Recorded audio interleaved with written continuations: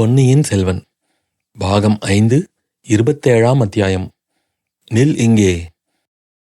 பாதாள சிறையை பற்றி கூறியதும் சின்ன பழுவேட்டரையருக்கு பழைய நினைவுகள் வந்தன. சம்பிரதாயம் மரியாதை பேச்சை மறந்துவிட்டு கூறினார். ஆமாம், நீ ஒரு தடவை பாதாள சிறைக்கு போயிருக்கிறாய். இளைய பிராட்டியுடன் சென்றாய். உளவு அறிய வந்து தப்பி ஓடிவிட்ட ஒற்றன் ஒருவனை பற்றி தகவல் தெரிந்து கொள்ள போனீர்கள் இல்லையா? இல்லை ஐயா, தாங்கள் சொல்வது சரியல்ல. நாங்கள் அன்று பாதாள சிறைக்கு போனது ஒற்றனை பற்றி அறிந்து கொள்வதற்காக அல்ல. பட்டத்து இளவரசர் ஆதித்த கரிகாலர் ஓலையுடன் அனுப்பியிருந்த தூதரை பற்றி தெரிந்து கொள்ள போனோம். அப்படி நீங்கள் எண்ணிக்கொண்டு போனீர்கள். அவன் ஒற்றனா தூதனா என்பது உங்களுக்கு எப்படி தெரியும்? நீ ஏதும் அறியாத சிறு பெண். உன்னோடு அதை பற்றி விவாதித்து பயனில்லை. நீங்கள் போனதுதான் போனீர்களே, அவனை பற்றி ஏதாவது தெரிந்து கொண்டீர்களா? இல்லை. நாங்கள் எவனை பார்க்க போனோமோ அவன் உங்களுக்கு கூட தெரியாமல் விடுதலையாகி போய்விட்டான். பழுவூர் இளையராணி நந்தினி தேவியின் கட்டளை எங்களை முந்திக் கொண்டு விட்டது. பாவம், நீங்கள்தான் என்ன செய்வீர்கள்? சின்ன பழுவேட்டரையர் உதடுகளை கடித்துக் கொண்டார்.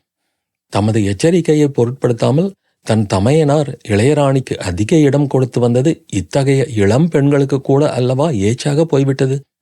இவ்விதம் தமது உள்ளத்தில் தோன்றிய அவமான உணர்ச்சியை வெளியில் காட்டிக்கொள்ளாமல், உங்கள் பங்குக்கு நீங்களும் ஒரு அரை பைத்தியக்காரனை விடுதலை செய்தீர்கள் என்றார். ஐயா, அரை பைத்தியம் என்று புஷ்ப சேவை செய்து வரும் சேந்தன் அமுதனைத்தானே சொல்கிறீர்கள்? அவரை அன்று விடுதலை செய்ததினால் இந்த சோழ நாடு எவ்வளவு பெரிய நன்மை அடைந்தது என்பதை அறிந்தால் ஆச்சரியப்பட்டு போவீர்கள். பெண்ணே, எனக்கு ஆச்சரியம் இனி ஒன்றிலுமே ஏற்பட போவதில்லை. இந்த சோழ ராஜ்யம் யார் யாருக்கெல்லாம் நன்றி கடன் பட்டிருக்கிறது என்பதை நினைத்து ஆச்சரியப்பட்டு எனக்கு அலுத்து போய்விட்டது. நீ கூட இப்போது ஏதோ ஒரு முக்கியமான நன்மையை சோழ நாட்டுக்கு செய்வதற்காகத்தான் வந்திருக்கிறாய் அல்லவா? ஆம் ஐயா. முக்கியமான காரியம் இல்லாவிட்டால் தங்கள் தமையனார் அனுப்பியிருப்பாரா? அதிலும் ஒன்றும் அறியாத அபலை பெண்ணாகிய என்னை அனுப்பியிருப்பாரா? என் தமையனாருக்கு புத்திசாலித்தனம் அதிகரித்து கொண்டுதான் வருகிறது. உன்னை அனுப்பியதிலிருந்தே அது தெரிகிறது. நீ கொண்டு வந்த செய்தியை சீக்கிரம் சொல்லிவிடு. பாண்டிய நாட்டு சதிகாரர்களை பற்றி அலட்சியமாக இருந்தது தவறு என்று தங்களிடம் கூறும்படி சொன்னார். வீரபாண்டியனுடைய ஆபத்துதவிகள் சிலர் உண்மையாகவே பயங்கர சதி செய்து வருகிறார்கள். சோழ குலத்தை பழிவாங்க இன்று கெடு வைத்திருக்கிறார்கள். சக்கரவர்த்தியை பத்திரமாக பாதுகாக்க வேண்டும் என்று எச்சரிக்கும்படி கூறினார். இதை கேட்ட காலாந்தக கண்டர் நகைத்தார். இந்த பிரமாதமான செய்தியைத்தானா சொல்லி அனுப்பினார்? ஒருவேளை உன் பெரிய தகப்பனார் படையெடுத்து வரப்போவதை பற்றித்தான் தகவல் தெரிந்து சொல்லி அனுப்பினாரோ என்று பார்த்தேன். அவர் வெளியிலிருந்து கொடும்பாளூர் சைன்யத்தை பார்த்து கொண்டால் நான் கோட்டைக்குள்ளே சக்கரவர்த்திக்கு ஏதும் நேராமல் பார்த்து கொள்கிறேன். அதை பற்றி அவரும் நீயும் இளைய பிராட்டியும் கூட கவலைப்பட வேண்டியதில்லை என்றார். ஐயா, தாங்கள் இப்படி அலட்சியமாக கருதுவீர்கள் என்று தெரிந்து மேலும் ஒரு விஷயம் சொல்லி அனுப்பியிருக்கிறார். பழுவூர் இளையராணியின் அரண்மனைக்கு அடிக்கடி யாரோ மந்திரவாதி ஒருவன் வந்து போனது பற்றி தாங்கள் எச்சரிக்கை செய்தீர்களாம். அதற்கு அவர் செவி கொடாமல் தங்களை கோபித்து கொண்டாராம். தம்பி, பெருங்குற்றம் செய்துவிட்டேன். அந்த மந்திரவாதி ரவிதாசன் என்பவன்தான் பாண்டிய சதிகாரன். வீரபாண்டியனுடைய ஆபத்துதவிகளின் தலைவன். சோழ குலத்தை வேரோடு கருவறுக்க கங்கணம் கட்டி கொண்டிருப்பவன். அவனுடைய ஆள் ஒருவன் இன்றைக்கு சக்கரவர்த்தியின் மீது பழிவாங்க முயலுவான். அலட்சியம் வேண்டாம். சர்வ ஜாக்கிரதையுடன் இருக்கவும். இதுவே பெரிய பழுவேட்டரையர் தங்களுக்கு அனுப்பிய செய்தி. என் கடமையை நான் செய்துவிட்டேன். காலாந்தக கண்டர் சிறிது திகைத்துத்தான் போய்விட்டார். இம்மாதிரி செய்தியை பெரியவரை தவிர வேறு யாரும் அனுப்பியிருக்க முடியாது. பெண்ணே, இது உண்மையானால் அவர் ஏன் இங்கு உடனே வரவில்லை? உன்னை எதற்காக அனுப்பினார்? என்னை அவர் அனுப்பவில்லை. அவர் இளைய பிராட்டியிடம் கூறினார். இளைய பிராட்டி என்னை அனுப்பி வைத்தார். ஆதித்த கரிகாலருக்கும் இன்றைக்கே ஆபத்து வர இருக்கிறது. ஆகையால் அவரை காப்பாற்ற அவர் திரும்பி போயிருக்கிறார். எங்கே இருந்து அவர் உங்களை எங்கே பார்த்தார்? குடந்தையில் ஜோதிடர் வீட்டில் பார்த்தார். இன்னும் தங்களுக்கு சந்தேகம் தெளியவில்லையானால் இதையும் கேளுங்கள். தங்கள் அண்ணன் படகில் கொள்ளிடத்தை தாண்டி வந்தபோது புயல் அடித்து படகு கவிழ்ந்து விட்டது. தப்பி பிழைத்து கரையேறி பள்ளிப்படையில் படுத்திருந்தபோது சதிகாரர்கள் பேசியதை கேட்டு தெரிந்து கொண்டார். ஐயா, இன்னும் இங்கேயே நின்று பேசிக்கொண்டிருக்க வேண்டுமா அல்லது அரண்மனைக்கு போகலாமா? பெண்ணே, நீ சொன்னதெல்லாம் உண்மையாகவே இருக்கட்டும். எப்பேற்பட்ட சதிகாரனாயிருந்தாலும் கோட்டை காவலை கடந்து வர முடியாது. நீ பெண்ணாயிருப்பதனால்தான் உள்ளே வரவிட்டேன். வெளியே இருந்து வரவேண்டும் என்பது என்ன? சதிகாரர்கள் கோட்டைக்குள்ளேயே இருந்துவிட்டால் ஒரு நாளும் முடியாத காரியம். சரி, அது தங்கள் பொறுப்பு. என் கடமையை நிறைவேற்றிவிட்டாய். இனி நீ திரும்பி போகலாம். இல்லை ஐயா, என் கடமையில் ஒரு பாதியைத்தான் நிறைவேற்றியிருக்கிறேன். சக்கரவர்த்தியை பார்த்து இளைய பிராட்டியின் செய்தியை சொல்லிவிட்டால் முழுவதும் நிறைவேற்றியதாகும். அந்த செய்தியையும் என்னிடமே சொல்லிவிடலாம். முடியாத காரியம். சக்கரவர்த்தியிடம் நேரில் தெரிவிக்கும்படி இளைய பிராட்டியின் ஆஞ்ஞை. இதோ இளைய பிராட்டியின் முத்திரை மோதிரம். ஆ, முத்திரை மோதிரம் யார் யாரிடமோ வந்துவிடுகிறது. இளைய பிராட்டிதான் கொடுத்தாள் என்பது என்ன நிச்சயம்? உன் பெரிய தந்தை இந்த கோட்டையை முற்றுகையிட்டிருக்கிறார். உன்னை எப்படி நம்புவது? ஓர் அபலை பெண்ணால் என்ன அபாயம் நேர்ந்துவிடும் என்று பயப்படுகிறீர்கள்? பெண்ணே, பழுவூர் வம்சத்தினர் பயம் என்பது இன்னதென்று அறிய மாட்டார்கள். அப்படியானால் என்னை அரண்மனை வரையில் போகவிடுங்கள். தாங்களும் கூட வாருங்கள். இன்றைக்கெல்லாம் சக்கரவர்த்தியின் மனக்கலக்கம் மிகவும் அதிகமாயிருக்கிறது.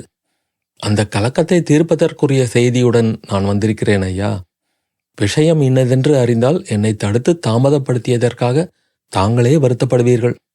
சின்ன பழுவேட்டரையர் சிறிது வியப்புக்குறி காட்டி, பெண்ணே, ஒருவேளை சின்ன இளவரசர் பொன்னியின் செல்வரை பற்றி செய்தி கொண்டு வந்திருக்கிறாயா என்றார். ஆம் தளபதி. ஆஹா, சின்ன இளவரசர் சுகமாயிருக்கிறாரா? இப்போது எங்கே வந்து கொண்டிருக்கிறார்? அவருக்கு சதிகாரர்களால் ஆம், பாண்டிய நாட்டு சதிகாரர்களால் அவருடைய உயிருக்கும் அபாயம் நேர இருந்தது. ஆனால் கடவுள் அருளால் விபத்து ஒன்றும் ஏற்படவில்லை. சௌக்கியமாயிருக்கிறார். இது தங்களுக்கு சந்தோஷம் அளிக்கும் அல்லவா? நல்ல கேள்வி. சின்ன இளவரசர் சௌக்கியமாயிருப்பது பற்றி சந்தோஷப்படாமல் துக்கப்படுவார்களா? வா, உன்னோடு வீண் பொழுது போக்க விரும்பவில்லை. அரண்மனைக்கு வந்து சக்கரவர்த்தியிடம் நேரில் சொல்ல வேண்டியதை சொல்லிவிடு. இவ்விதம் கூறி சின்ன பழுவேட்டரையர் தம் யானையை மேலே செலுத்தினார். இளவரசரை பற்றி அறிந்து கொள்ள அவருக்கும் பெரும் ஆவல் உண்டாயிற்று. அவருடைய மாப்பிள்ளை மதுராந்தகன் தஞ்சை சிம்மாசனம் ஏறுவதற்கு அருள்மொழிவர்மன் ஒரு போட்டி என்பதாக அவர் என்றும் கருதியதில்லை. சக்கரவர்த்திக்கு அந்த எண்ணமே இல்லை என்பதை அவர் அறிவார். அருள்மொழி தந்தை சொல்லை தட்டக்கூடியவனும் இல்லை. குந்தவை தலையிட்டு ஏதேனும் குழப்பம் செய்யாமல் இருக்க வேண்டும் என்பதுதான் அவர் கவலை. அவள் இப்போது ஏதேனும் சூழ்ச்சி தொடங்கியிருக்கிறாளா என்ன? அருள்மொழியை தன் வசத்தில் வைத்துக்கொண்டு ஏதேனும் தந்தைக்கு தாறுமாறான செய்தி அனுப்பியிருப்பாளா? இளவரசரை பற்றி இந்த கொடும்பாளூர் பெண் உண்மையாகவே செய்தி கொண்டு வந்திருந்து சக்கரவர்த்தியிடம் கூறினால் அதை அவர் தம்மிடம் சொல்லாமல் இருக்க மாட்டார். அருள்மொழிவர்மரின் உத்தேசம் இன்னதுதான் என்று தெரிந்து கொண்டால் அதற்கேற்ப தாம் செய்ய வேண்டியது பற்றி தீர்மானித்துக் கொள்ளலாம் அல்லவா? அச்சமயத்தில் பூதி விக்ரமகேசரி தஞ்சை கோட்டை மீது படையெடுத்து வந்திருக்கும் சதிகாரச் செயலை பற்றியும் சக்கரவர்த்தியிடம் தெரிவித்து விடலாம் அல்லவா? 2 யானைகளும் அரண்மனை வாசலில் வந்து நின்றன. சின்ன பழுவேட்டரையர் இலகுவாக யானை மீதிருந்து கீழே குதித்தார். இன்னொரு யானை மலை அசைவது போல் மண்டியிட்டு படுத்தது. 2 பெண்களும் யானை பாகனும் கீழே இறங்கினார்கள். வாசற் காவலனை அழைத்து சின்ன பழுவேட்டரையர் ஏதோ கூறினார். அவன் அரண்மனையின் முன்வாசலை திறந்துவிட்டான். காலாந்தக கண்டருடைய மனதில் அவருடைய தமையனார் சொல்லி அனுப்பியதாக வானதி கூறிய செய்தி உறுத்தி கொண்டிருந்தது. அதை அவர் அலட்சியம் செய்ய பார்த்தும் முடியவில்லை. முக்கியமாக மந்திரவாதி ரவிதாசனை பற்றி அறிந்தது அவருடைய மன அமைதியை மிக குலைத்தது. வீரபாண்டியரின் ஆபத்துதவிகளை பற்றி அவர் முன்னமே அறிந்திருந்தார். ஆனால் அவர்களுக்கு தஞ்சாவூர் கோட்டைக்குள்ளேயே இடம் கிடைத்திருந்தது என்று அறியவில்லை. பழுவூர் இளையராணி மந்திரவாதியை அழைத்து பேசுவதெல்லாம் பெரிய பழுவேட்டரையரை மேலும் மேலும் தன் வசப்படுத்துவதற்காகவே என்று அவர் நம்பிக்கொண்டிருந்தார். அண்ணன் தம்பிகளுக்குள்ளே விரோதத்தை வளர்ப்பதும் அவளுடைய நோக்கமாயிருக்கலாம் என்று நினைத்தார். இப்போது இந்த பெண் சொல்வது சிறிது பீதிகரமான செய்தியாகத்தான் இருக்கிறது. ஆயினும் எந்த மந்திரவாதி அல்லது சதிகாரன் என்ன செய்துவிட முடியும்? தம்முடைய அனுமதியின்றி சக்கரவர்த்தியின் அரண்மனைக்குள் ஓர் ஈயும் நுழைய முடியாது. சக்கரவர்த்தி வெளியில் வருவதும் கிடையாது. இருந்தாலும் அரண்மனையைச் சுற்றிலும் இன்னும் கொஞ்சம் பாதுகாப்பை பலப்படுத்தி வைப்பது நல்லது. புயல் வெள்ளம் என்று சொல்லிக்கொண்டும் முதல் மந்திரியை பார்ப்பதற்காக என்று சொல்லிக்கொண்டும் அதிகம் பேர் 2 நாளாக கோட்டைக்குள் வந்திருக்கிறார்கள். அவர்கள் எல்லோரும் வெளியில் போய்விட்டார்களா என்று தெரியாது. இன்று பகலில் திடீரென்று கோட்டை கதவை சாத்தியதும் நல்லதாய் போயிற்று. துர்நோக்கம் கொண்டவர்கள் சந்தேகாஸ்பதமான மனிதர்கள் யாராவது இந்த கோட்டைக்குள் வந்திருக்கிறார்களா என்று நன்றாக பரிசோதனை செய்து பார்த்துவிடலாம். இவ்விதம் யானை மேல் அரண்மனையை நோக்கி வரும்போதே எண்ணமிட்டு கொண்டு வந்தார். அரண்மனை வாசலில் ஒரு பக்கத்தில் எப்போதும் ஆயத்தமாயிருந்த தம் ஆட்களை சமிக்கையால் அழைத்தார்.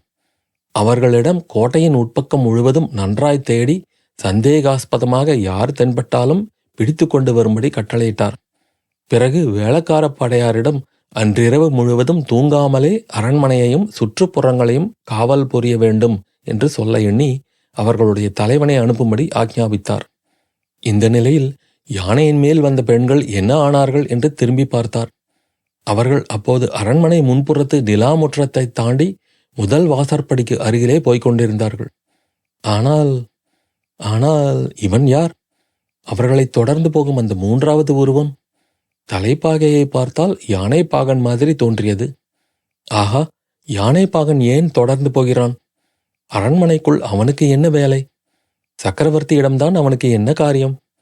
மிக பயங்கரமான ஒரு எண்ணம் அவர் மனதில் மின்னலை போல் தோன்றி சொல்ல முடியாத வேதனையை உண்டாக்கியது. கோபக்கனலை எழுப்பியது. ஒருவேளை இதில் ஏதேனும் சூழ்ச்சி இருக்குமோ? இவன்தான் சதிகாரனோ? இந்த பெண்களை ஏமாற்றிவிட்டு யானை பாகனை போல் வந்திருக்கிறானோ? நாமும் ஏமாந்து விட்டோமோ? தம் கண்முன்னால் சக்கரவர்த்தியை கொல்ல வந்த வீரபாண்டியரின் ஆபத்துதவி அரண்மனைக்குள்ளே போகிறதாவது? காலாந்தக கண்டனுக்கு அவ்வளவு பெரிய அசட்டு பட்டமா? அல்லது பூதி விக்ரமகேசரியின் சூழ்ச்சியில் சேர்ந்ததா? எதுவாயிருந்தாலும் சரி, இதோ மறு கணத்தில் எல்லாம் தெரிந்துவிடப் போகிறது. 4:08 நிலாமுற்றத்தை காலாந்தக கண்டர் கடந்து சென்று யானை பாகன் சமீபம் அடைந்தார். அடே, நில் இங்கே என்று ஒரு கர்ஜனை செய்தார். நீ ஏன் உள்ளே போகிறாய்?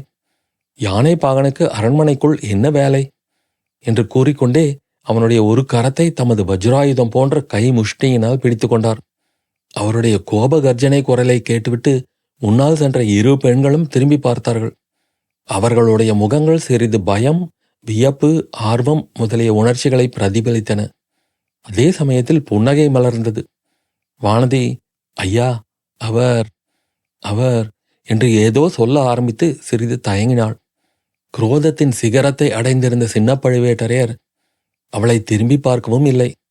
அவள் வார்த்தையை பொருட்படுத்தி கேட்கவும் விரும்பவில்லை. யானைப்பாகனுடைய தடுமாற்றத்திலிருந்து அவருடைய சந்தேகம் மேலும் மேலும் உறுதிப்பட்டது. 300 தடவை தம்மை ஏமாற்றிவிட்டு தப்பிப்போன வானர் குலத்து வாலிபனோ என்ற விபரீத எண்ணம் அந்த கணத்தில் தோன்றியது. மறுபடியும் தம்மை ஏமாற்றிவிட்டு போகலாம் என்று இவ்வளவு துணிச்சலுடன் வந்திருக்கிறானோ? பிடித்த பிடியை இன்னும் சிறிது கெட்டியாக்கிக் கொண்டு சின்ன பழுவேட்டரையர், அடா, உண்மையை சொல். நீ யார்? யானை பாகனன்தானா அல்லது சதிகாரனா? 300 தடவை என்னிடமிருந்து தப்பிச் சென்ற ஒற்றனா? இம்முறை தப்ப முடியாது என்று சொல்லிக்கொண்டே பிடித்த பிடியை விடாமல் யானை பாகன் முகத்தை தம்மை நோக்கி திருப்பினார். அரண்மனையின் முன்மண்டபத்தில் எரிந்த தீபங்களின் வெளிச்சம் லேசாக அந்த யானை பாகனின் கம்பீரமான முகத்தில் விழுந்தது. தளபதி, நான் யானை பாகன் கூடத்தான். தங்களிடமிருந்து என்றும் தப்பிச் சென்றதில்லை. தங்களிடம் என்னை ஒப்புக் கொடுக்கவே வந்திருக்கிறேன் என்றான் யானை பாகன். காலாந்தக கண்டர் அந்த முகத்தை பார்த்தார். அந்த குரலை கேட்டார். மேல் உலகம் 7 இடிந்து அவர் தலைமேல் ஒருமிக்க விழுந்து விட்டது போல் இருந்தது. அவ்விதமாக திகைத்து சித்திர பதுமை போல நின்றுவிட்டார். கைப்பிடியை விடுவதற்கு கூட அவருக்கு தோன்றவில்லை. கைப்பிடி அதுவாக தளர்ந்து இளவரசர் அருள்மொழிவர்மரை விடுதலை செய்தது. அத்தியாயம் முடிவு.